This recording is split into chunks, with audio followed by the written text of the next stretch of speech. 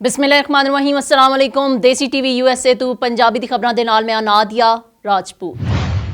अदालती हुक्म दी तामील ना करन ते अमरीकी साबिक सदर ट्रंप ते $5000 जुर्माना। अमरीका दे साबिक सदर डोनाल्ड ट्रंप दे सवाल फ्रॉड मुकदमे च अदालती हुक्म दी मुकम्मल तामील ना करन ते $5000 दा जुर्माना आयद करदे होया खबरदार किया कि अगर आइंदा हो जिहा होया ते जेल भेज दिता जाएगा। आलमी खबर रसां इदारे के मुताबिक अमरीकी जज आर्थर एंगरोन ने 77 साला काबिल साबिक सदर डोनाल्ड ट्रंप नूं हुक्म दिता है कि वह 10 रोज़ जुर्माना New York Lions fund for client protection जमा करा देवन। न्यूयॉर्क अदालत ने साबिक अमरीकी सदर नूं खबरदार किया है कि जुर्माना जमा कराने दे कोई गलती न करन। अगर मुस्तकबिल दोबारा अदालती हुक्म की तामील जान बुझ के या गैर इरादी तौर पर की गई तो उन्होंने जेल भेज दिता जाएगा।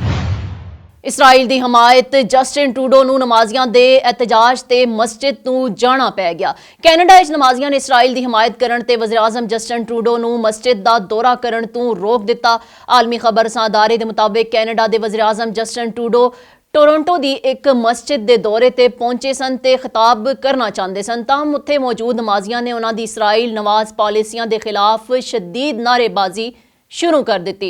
नमाजियां ने कहा कि पहले इसराइल तू जंग बंदी का मुतालबा करन, बच्चियां दी अमवात की मजम्मत करन ते फिर इत्थे आण। नमाजियां दे गमो गुस्से नूं वेखदे होया कैनेडा के वज़ीर आज़म जस्टिन ट्रूडो अपने सिक्योरिटी अमले के हसार वापस लौट गए।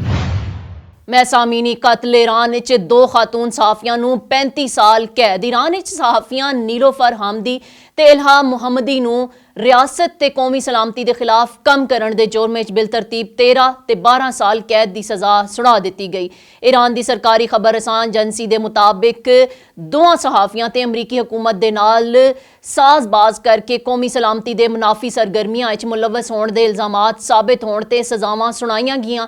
अदालती फैसले किया गया कि पहले केस दुश्मन मुल्क अमरीका के नाल साजबाज करन ते नीलोफर हामदनी नूं ते 7 साल इल्हा मुहम्मदी नूं 6 साल कैद की सज़ा सुनाई गई। इसी तरह कौमी सलामती के खिलाफ कम करने के दूजे इल्जाम 5-5 के निज़ाम के खिलाफ प्रोपेगेंडा करने के जुर्म 1-1 साल की कैद की सज़ा सुना दी गई। याद रहे कि नीलोफर हामदी नूं इस वेले हिरासत लिया गया जब उन्होंने तेहरान के एक अस्पताल महसा अमीनी के वालदैन के एक दूजे तू गले मिलदे होया तस्वीर खिंची सी।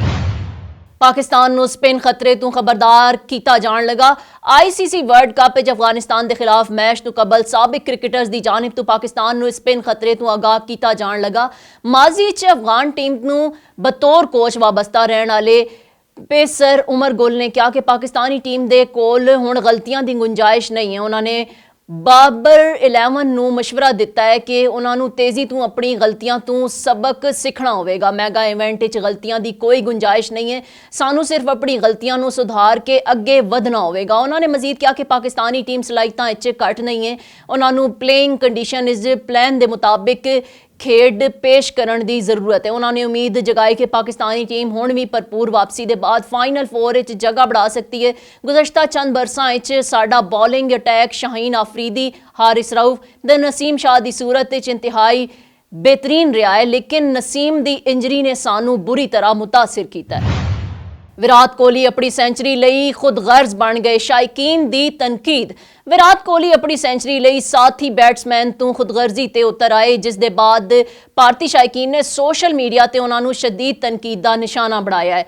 धर्मशाला क्रिकेट स्टेडियम इतवार नूं ICC वर्ल्ड कप के 21वें मैच भारत ने न्यूजीलैंड नूं 4 विकेटां तो शिकस्त दे के टूरनामेंट मुसलसल 5वीं फतह अपने नां की। न्यूजीलैंड का 274 रन का हदफ भारत ने 48 ओवर 6 विकेटां के नुकसान ते बढ़ा लिया। भारत की तरफ तो विराट कोहली 95 रन के नाल टॉप स्कोर ते रहे, ताम इस दे बावजूद सोशल मीडिया ते भारतीय क्रिकेट शायकीन उन्हां तू ना खुश ने। टूरनामेंट हाल ही खत्म नहीं होया, असी इत्थे तारीख रकम करन आए हैं। शाहीन आफरीदी। पाकिस्तान टीम के फास्ट बॉलर शाहीन आफरीदी ने कहा कि 2 मैचेस शिकस्त तू टूरनामेंट खत्म नहीं होया, हुण 5 मैच बाकी ने ते असी इत्थे तारीख रकम करन आए हैं।